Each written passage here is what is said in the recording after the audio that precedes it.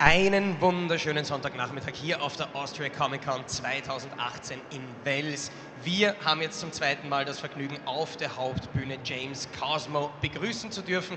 Ich hoffe, ihr habt eure Hausaufgaben gemacht, habt ein paar Fragen mitgebracht, die ihr ihm gleich um die Ohren hauen könnt. Für alle, die noch ein paar Andenken von der Con mitnehmen wollen, bis 17 Uhr ist heute geöffnet. Falls ihr das offizielle ACC 18 T-Shirt haben wollt, das gibt es beim Stand H14 bei Mighty Underground. Aber ich glaube, wir starten einfach mit der Show. Ladies and gentlemen, from Game of Thrones and about 200 other productions, here is James COSMO.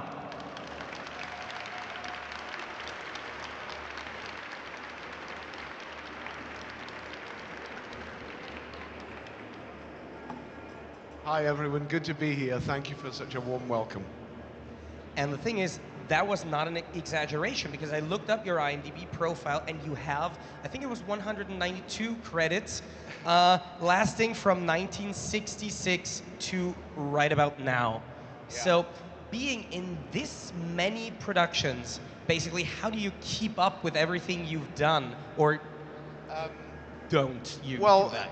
Yeah, I mean, I've been incredibly lucky in my career, and I've, you know, as you say, I've done a lot of movies, you know. But the one thing that keeps me going is working with young filmmakers, because I love their enthusiasm, and now, you know, you can make movies on an iPhone.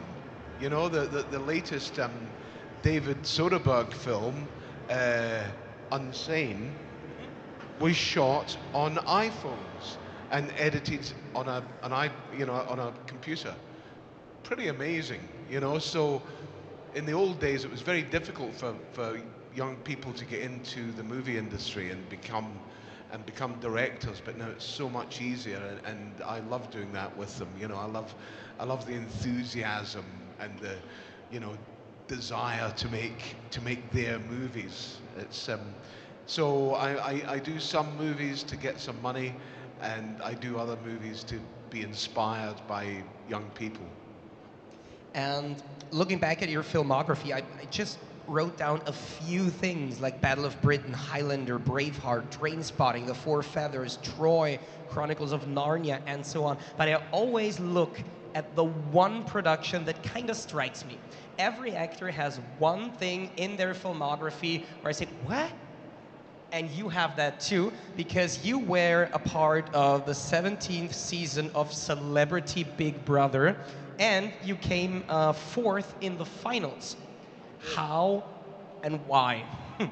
Well, the why is really very easy. Money. It was an awful lot of money.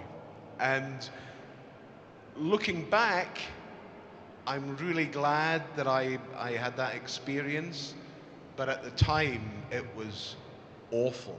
It was the worst experience I've ever had in my life, nearly. It was just dreadful. You know, to be stuck in a place with 20 maniacs, you know, it was an experience, but yeah.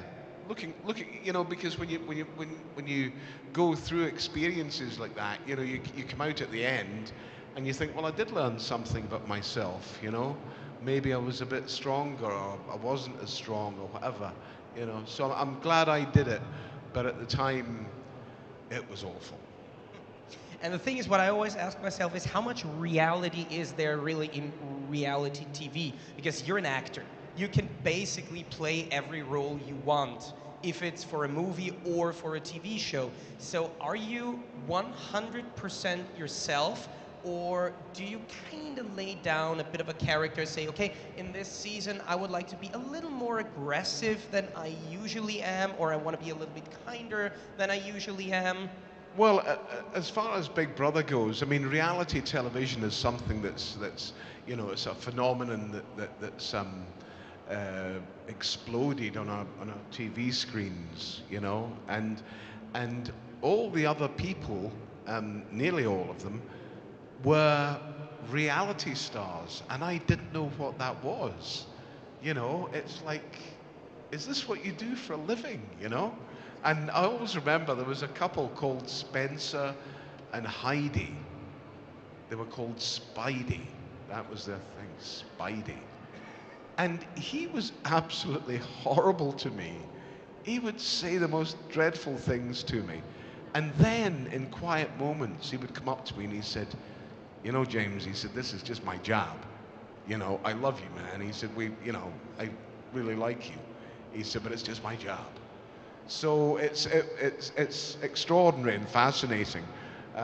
But I decided to go into the Big Brother house, and I don't think I couldn't create a persona and be there all that time. I couldn't keep that up, 24 hours a day, 7 days a week for 32 days I was in there, So I just decided to be myself, and they said to me, you're so boring, you're going to be out in a week. They lied to me. I was there for a month.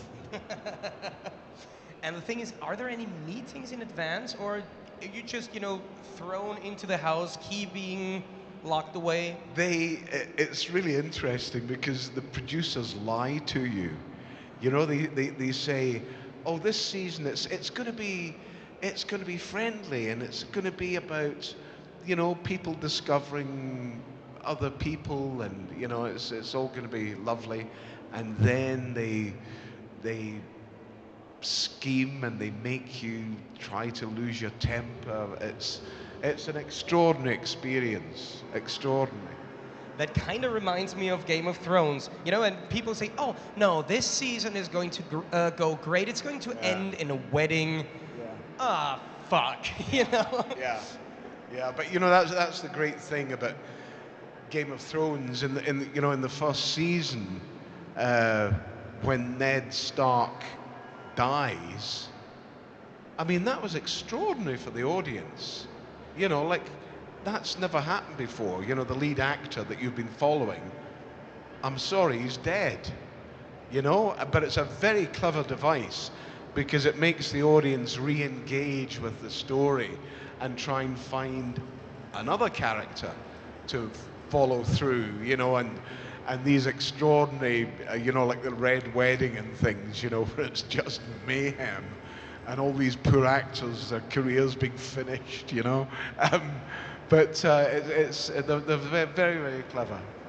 It was a surprising moment because it was one of the best-known actors in the series. Yeah. And you thought they were gonna keep him around, but on the other hand, he was Sean Bean, so he gets killed in everything he's in. Yeah. So I think he could go on the Disney Channel and get shot at the end. I don't know. Yeah. Mickey Mouse. Sean has killed me 3 times in different films, and I'm getting really annoyed with it. Do you talk about things like that on sets during the breaks?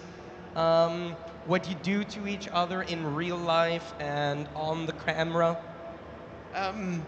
Game of Thrones is, because it's such a huge production, and they have 3 different units working. When I was there, one was in Croatia, we were in Iceland, and then there was another one in Morocco. So it's like a really big deal and costing a great deal of money. So it wasn't the sort of show where you had a lot of fun on. You had to arrive with your game face on, and do the job. Don't screw it up. Just do the job and get out. So we didn't have much of a chance to socialize. Okay, let's have a question from the audience. Someone here definitely wants to know something from you. Please raise your hand in the first row. Please, können wir ein Mikrofon in die erste Reihe kriegen, bitte?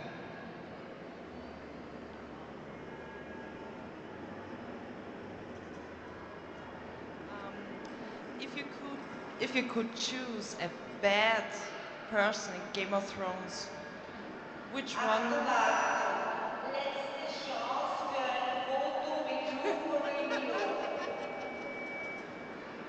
Sorry, we're busy. Which bad person you want to make friends with from Game of Thrones? Oh golly, that's a really difficult one, because the character of Lord Mormont was such a dignified and honourable man that I don't think he would have made friends with any bad guys. He was absolutely dedicated to his job of protecting the wall and keeping all that evil outside.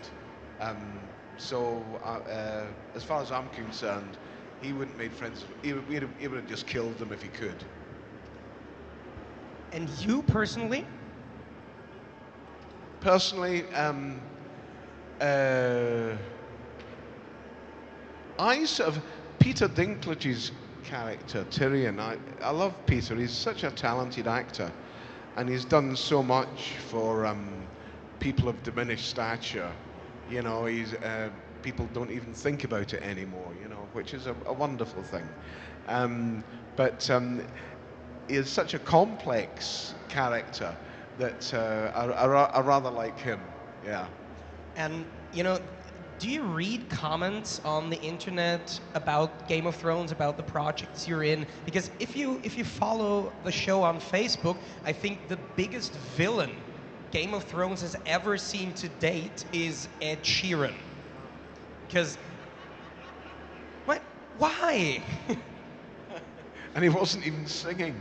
No, I don't, you know, Facebook and the internet, it's just, you know, I'm an old man, I don't follow that sort of thing, and it scares me a little bit, you know, like if you do go onto Facebook and Twitter and all that sort of thing, you know, like if you're just an ordinary person and someone says something not very nice about you, well, it hurts, you know, and you feel it personally.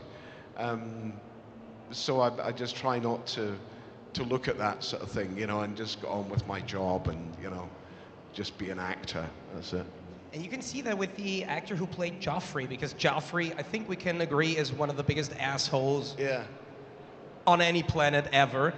But the guy playing him was actually very, very nice. I once read that during the production, when he trained for scenes, when they rehearsed, he wouldn't want to use swear words, he wouldn't want to hit people or do anything that basically defines his character, because he himself is such a nice person. And he kind of also dropped acting after Game of Thrones. That's and after right, yeah. everything, everyone just viewing him as the asshole he perfectly played in the show. Yes, and he did play a wonderful part, really, really talented young man. But I have so much respect for him, you know, because as you rightly say, he sort of dropped acting and said, no, I want to go back to university and learn stuff, you know. And in this day and age, you know, we don't have to have just one profession. You can do lots and lots of different things, you know. So I'm glad he probably made an awful lot of money from Game of Thrones, and I hope he's having a great career somewhere else now. Okay, one more question. Who wants to? Is that it? I'll see you later. Must be someone. There we are, look. Well, yeah. We'll get back to you. First of all, hello. Hi. What do you think of the criticism the show has been getting after Mr. George R. R. Martin stepping down and no longer contributes to the writing because the show's deviated so much from the books now? I think that was always going to be a problem because George takes a long time to write his stuff, you know, like he's quite an eccentric guy. He's a lovely old guy, but he's quite eccentric, and he won't write during the American football season, and he won't write when he's not at home. So that window of creativity is really, really small, you know. And I know that David Benioff and Dan Weiss, the two producers, saw that coming down the road, and they decided that they had to take the show in a different direction. It was just a matter that George wasn't up to writing at that speed, you know. And television, especially incredibly popular television like Game of Thrones, is such a voracious animal, you know. It really wants that that work there now. So I think that I think they made the right decision, and David and Dan are both huge George Martin fans, and they tried to take it in a different direction, but keep it as close to George's vision as possible. Does he have to sanction the path the show is going? I believe he does. Yeah, he had a deal with HBO that he was executive producer, and I'm sure he has to green light most of the stuff. Yeah. Have you read the books? No, never. No. I don't think for an actor it's not a very good idea, because sometimes, you know, like, and I've made that mistake before in the past, you know, when you're making a movie of a book and you read the character, and then when it comes to the script, it's a totally different take on it, you know. A screenplay is very different to the book, and that can cause you problems. So I just work with the screenplay always. And that's a question that goes through my head a lot. I mean, what makes a good adaptation? Where is the thin line of copying everything one by one and doing something completely different? Where do you personally think the great middle line is? God, I think if I knew the answer to that question, I'd be a really successful screenwriter.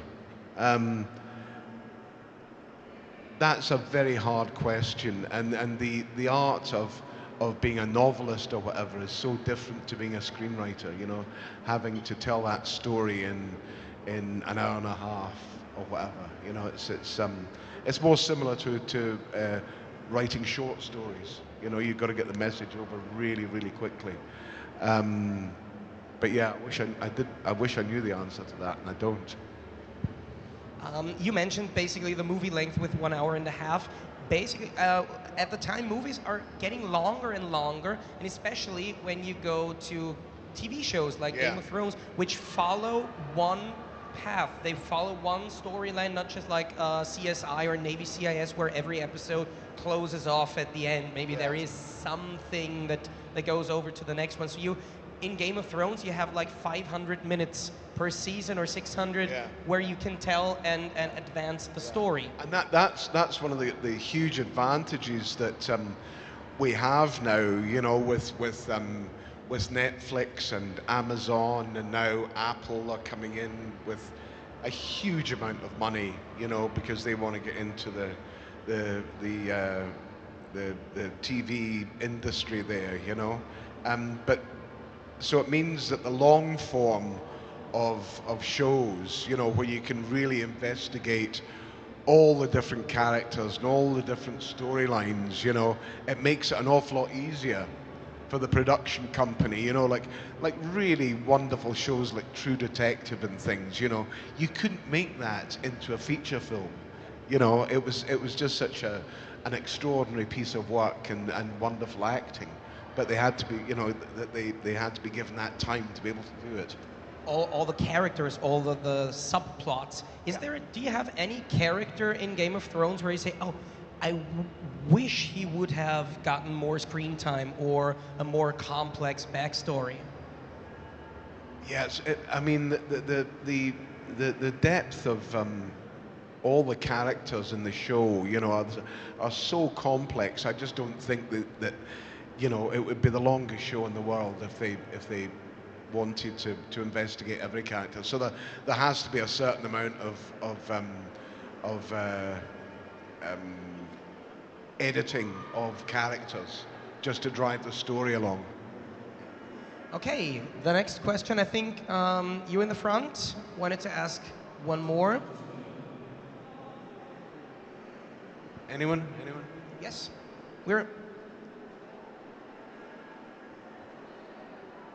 Is there any book? Okay. Kann ich auf Deutsch fragen? Bitte. Danke. She's gonna ask in German, I'm gonna translate afterwards. You can all do that. Könnt ihr alle machen. Wenn es ein Buch geben würde, was verfilmt werden sollte, wo unbedingt die Hauptrollen spielen möchte. Also, Is there a book if this book turns into a movie or a TV show, you definitely want to be the lead character? Yeah, there's I don't know if you've heard of an American author called Cormac McCarthy. He wrote The Road and various other books, but his masterwork is called Blood Meridian. And it is the most extraordinary piece of writing. It's just fabulous. You know, it's like picking up Dickens for the first time. His mastery of the language is extraordinary, and it's an extraordinary story. It's about men in Mexico and a descent into hell, and it's awful and wonderful at the same time. I've always thought, wouldn't it be great to make a film of that?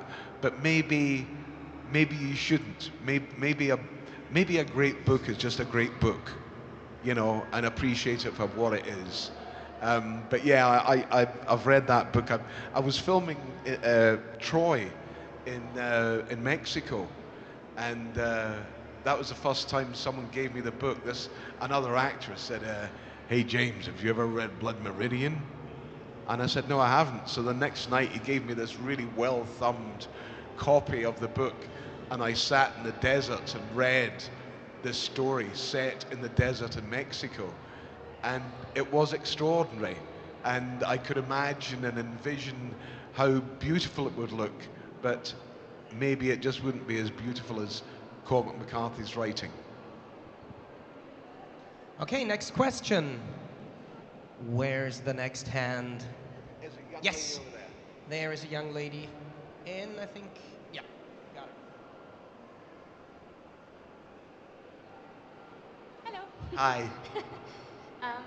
If you could choose any character from the Game of Thrones universe, no matter of age or gender, which one would you really want to play if you could choose again, or maybe use a time machine to become a woman or super young?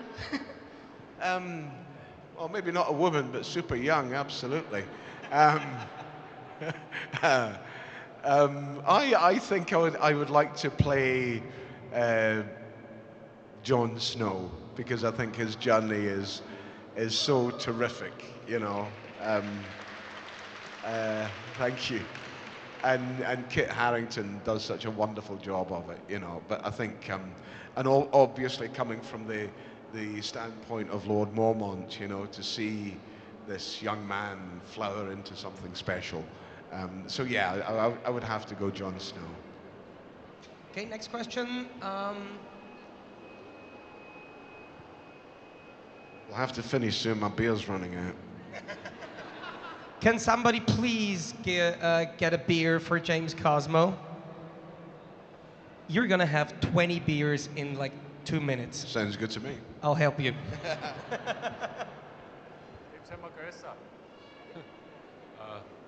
What do you think? Who will sit on the end of the show on the Iron Throne? We didn't hear it.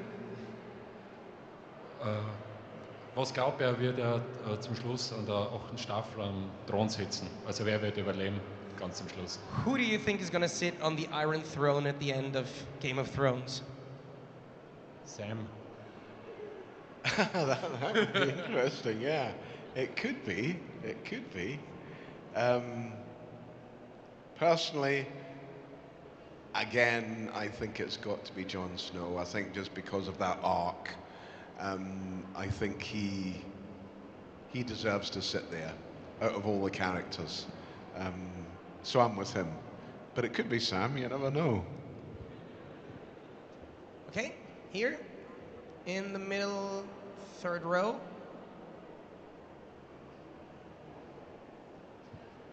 Und zwar, ich habe eine Frage. Er hat ja auch schon mit vielen anderen Schauspielern zusammengearbeitet, unter anderem mit Mel Gibson in Braveheart.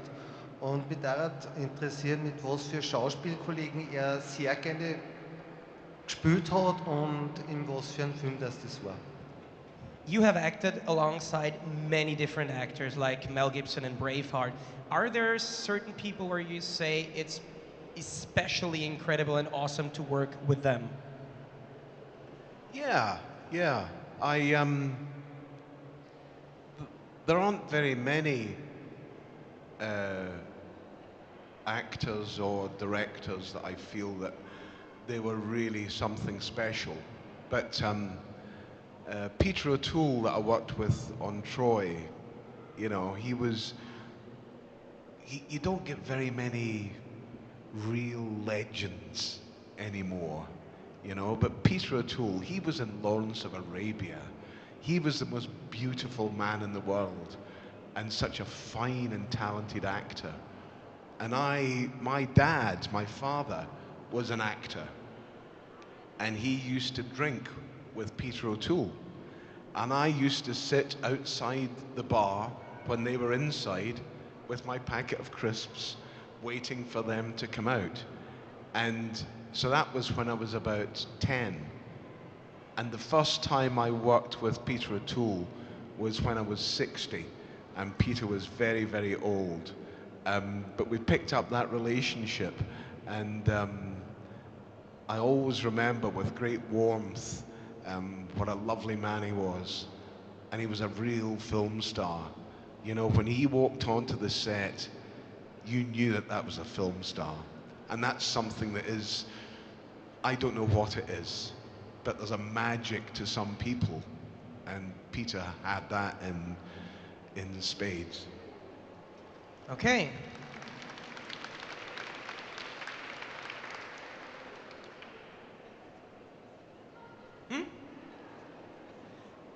I have to translate back for if you.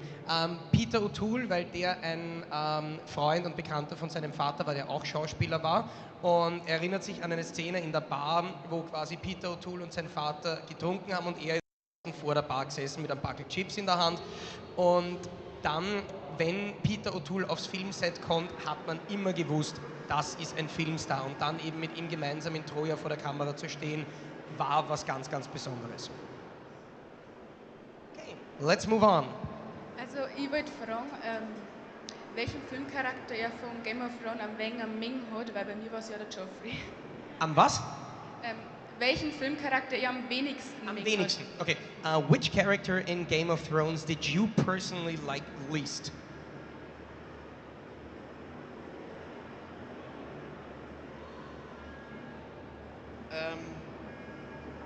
It was probably any White Walker I came across. Always remember being in Iceland, and I was so cold. I mean, Iceland is the coldest place on God's earth, and I had to set fire to a White Walker, and nothing could have pleased me more. At least I got warm.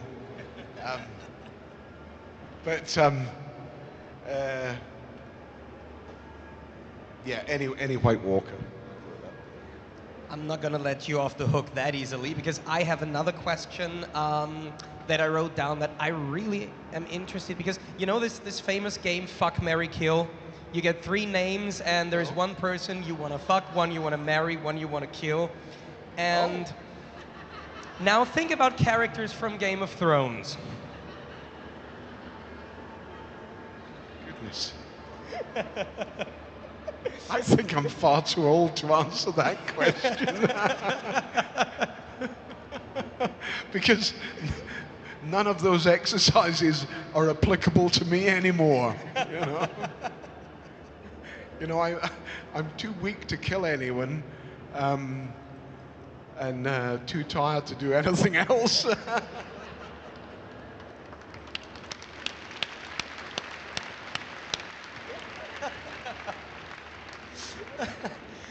I'm sorry, I'm crying. That's a young man's question, that one. yeah, in the middle.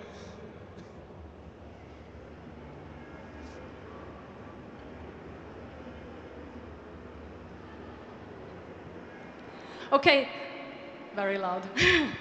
Okay, so Amazon is going to have a Lord of the Rings series, and Yeah, so I hear, yeah. wanted to know maybe if you're interested in playing Gandalf, something new.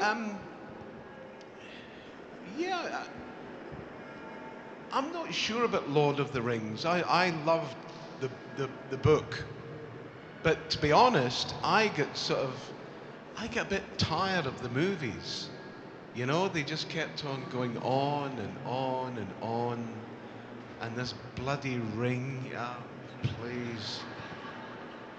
You know, if he fainted once, he fainted 100 times. Jesus Christ. Anyway. Hey, listen, you know, if the check's big enough, I'll do anything. Don't worry about it.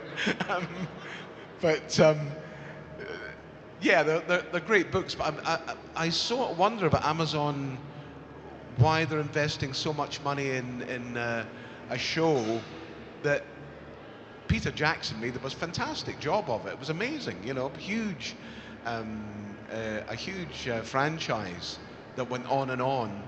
I don't see where Amazon are going to go with it. So that'll be interesting. Yeah. Okay, next question.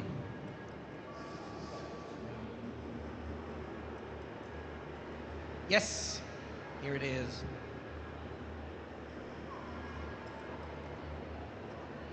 Hello. Hi. So we prepared a question for Patrick, but he's not here today. So I'm going to ask you, do you know what Patrick did with those prostitutes? If you know what Patrick did with those prostitutes, I have an idea. Listen, in Game of Thrones, as you know, there is sex everywhere, all the time. I am the one character who's sworn to celibacy. So as far as prostitutes and everything else goes, for Lord Mormont, nada.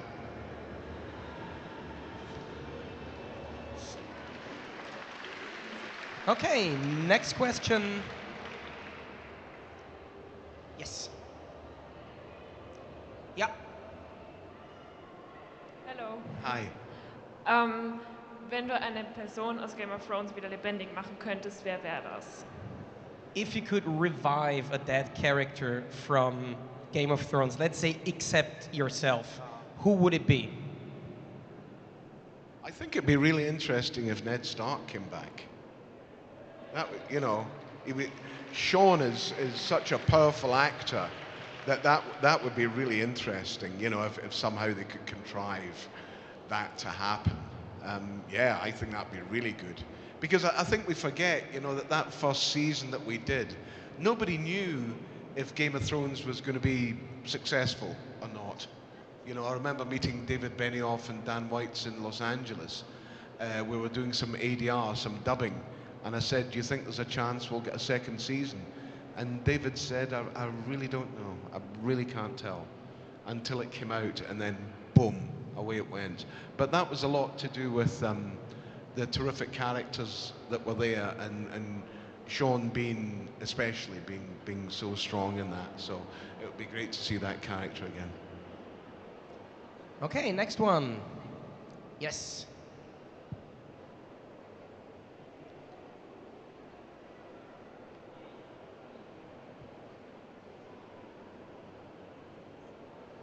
Hi again. You mentioned the cast being a big part in the huge success in Game of Thrones. Do you think the series could have been less successful if it would be, I mean, if it had happened maybe 10 years ago? Yes, absolutely. I think Game of Thrones was a success of its time. You know, with HBO had become so prominent in television making, and they invested a huge amount of money and a great deal of faith in David Benioff and Dan Weitz, who had never produced anything before. David Benioff wrote Troy, that I was in, but he had never produced anything before. So that was a great leap of faith for HBO to go for. So yes, I think it is a success of its time, and it couldn't have been made 10 years ago. People would not have had that platform, you know, of subscribers who want to watch great shows in their home on TV. So yeah, I think it was, you know, it was a combination of George Martin's wonderful writing, terrific directors.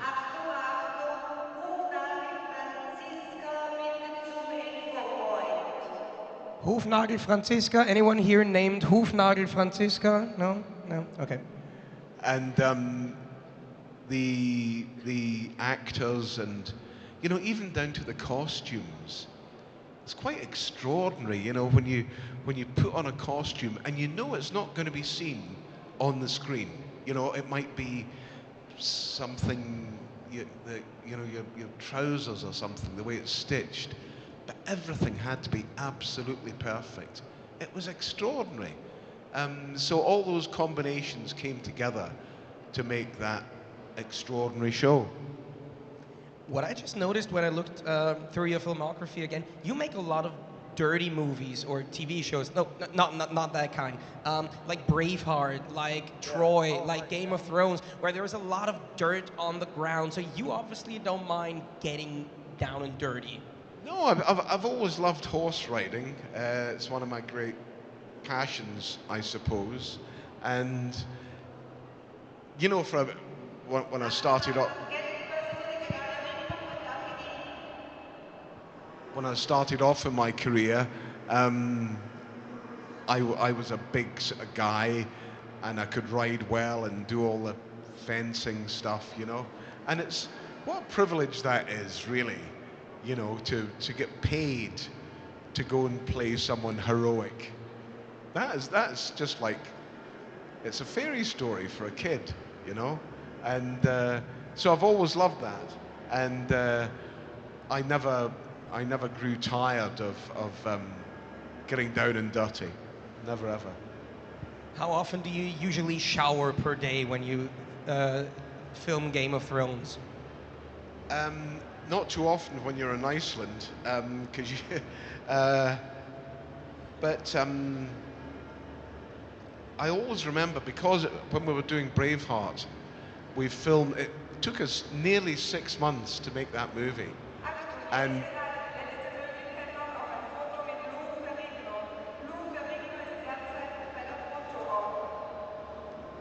And because of the continuity, you know, like you know, you all know what continuity is. You couldn't change your clothes, so for 6 months we wore the same clothes, and by the end of 6 months, my goodness, you could smell us coming down the street. It was horrible.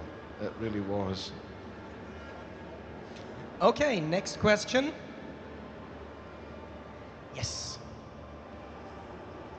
Maybe something kid-friendly, because the average age just dropped a little. Oh yeah. Ob es eine Rolle noch geben würde, was er noch besonders gern spielen würde, beziehungsweise ob er demnächst noch einen Film hat. Interesting upcoming projects or a special role that you would definitely want to play? I'm filming in Rome just now, making an 8-part TV series called The Name of the Rose, which was a book by Umberto Eco. It's a really clever medieval mystery, you know, very, very well written. And again, like we were talking about earlier, being able to do it in long form, so we have 8 hours to tell this incredibly complex story about religion and emperors and popes and who's killing who. I'm really, really enjoying it, you know. And Rome is not a bad place to spend your time, you know. The only thing is, I'm getting fatter every time. My character just keeps getting bigger and bigger and bigger. Yeah, so I'm doing that, and then at the end of the year, I'm doing a film about St. Francis. A one-man film about St. Francis, which is going to be my last job. And by the end of this year, I will have retired, and that will be it. Well deserved, I think. A few minutes ago, you said you didn't read the Game of Thrones books because you didn't want this to change the way you view your character based on the script. With The Name of the Rose, did you watch the old film? Did you know it already, or? No, I had seen the film about 20 years ago, but you know, again, to try and compress a very complex book into 90 minutes or 110 minutes doesn't really work. You've got to lose so much. And I read the book a few years ago, but no, so we're just working from the screenplay. But by the time when you read the book, you didn't know that you were going to be a part of a TV production. No, I didn't of it. know. Yeah. So you wouldn't have read the book if you were to already know that. I wouldn't know. Yeah. And another question. I think we have time for like 2 or 3 more. Come on stage. You are our hero. You're really getting beer.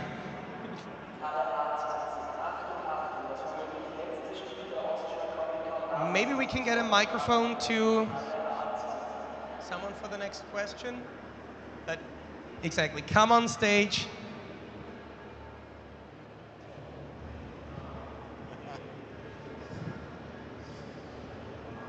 That's so sweet of you. Thank you so much.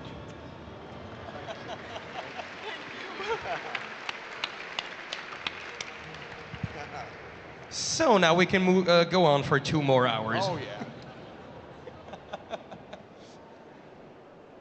Okay, I forgot. What were you doing? Oh yeah, you have the mic here. There. How about the spin-offs of Game of Thrones? Do you think that's a good idea? Or were you invited to act in any of them? I haven't been informed of any of HBO's plans about Game of Thrones, but I do think that it is such a successful franchise. I can't really see it finishing, just being done.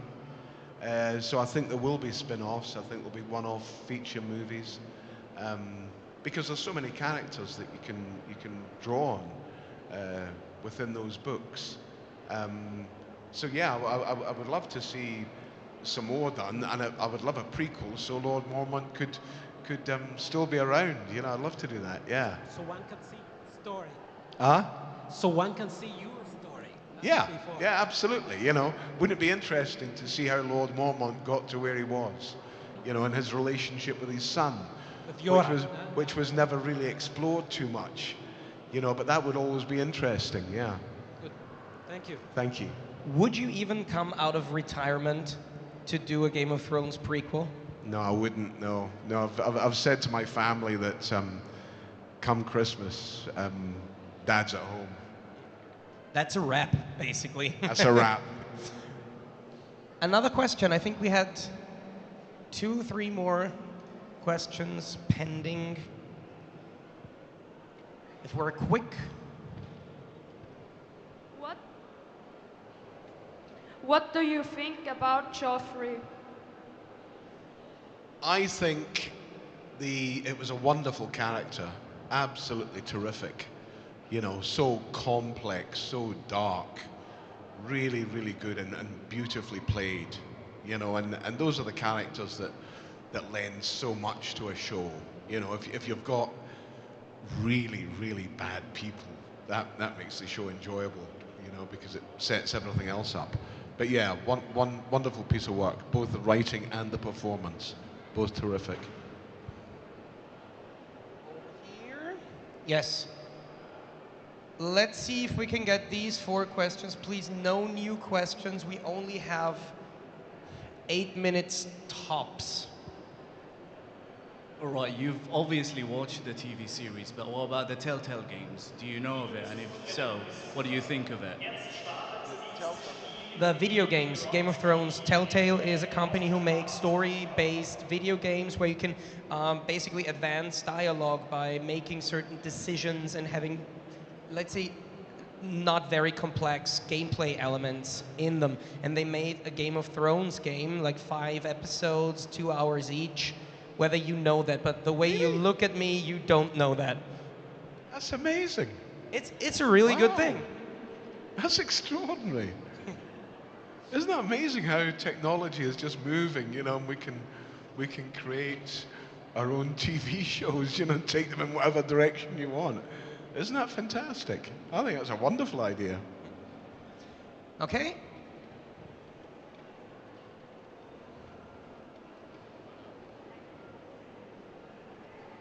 Voilà, Morgulis. We know that there are several unusual friendships on the show. Like, for example, Jason Momoa and the guy who played the High Sparrow, I don't know how he's called, but they became like best friends through the cast, and it's kind of unusual because Jason Momoa is hot and young and the High Sparrow not so much, sorry. But do you have made any kind of unusual friendships through the cast? You know, it's interesting being an actor because you work on various projects, you know, and you become friends with people that you work with, you know, which is natural, you know, and you have a close bond because you're sharing emotion with them, and that brings you very close together. But then you move on and you do another film or another TV series, and you don't see those actors again for a while. But to be honest, the closest bond I ever had with anyone in any film was my horse on Braveheart, who was called Orejitas, and always makes me well up. I start to cry. On the very last day, Orejitas was going back to Spain where he lived, and he had looked after me. He'd been just the best horse ever. He was like a Ferrari. He was wonderful. And I went up to him and I said, "Goodbye, Orejitas." And I gave him a kiss, and he kissed me back.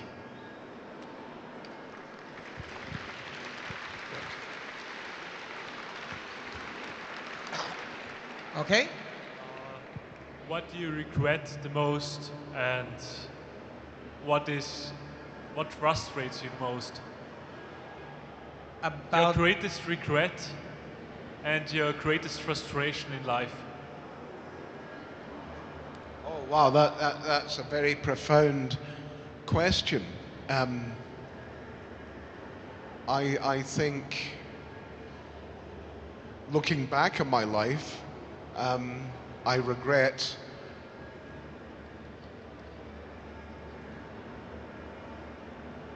not being the man I could have been. And what was the other? Your biggest frustration. Yeah, that answers both questions. You know, we only have such a short time on this planet.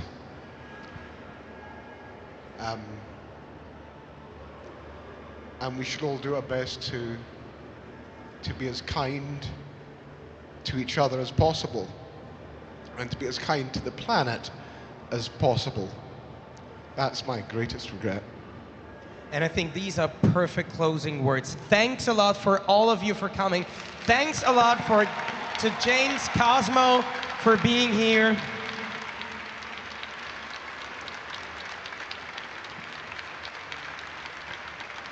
If you want to stay, the next part on this stage will be the championship of cosplay starting in, oh my God, 11 minutes. We need to get out of here. Goodbye.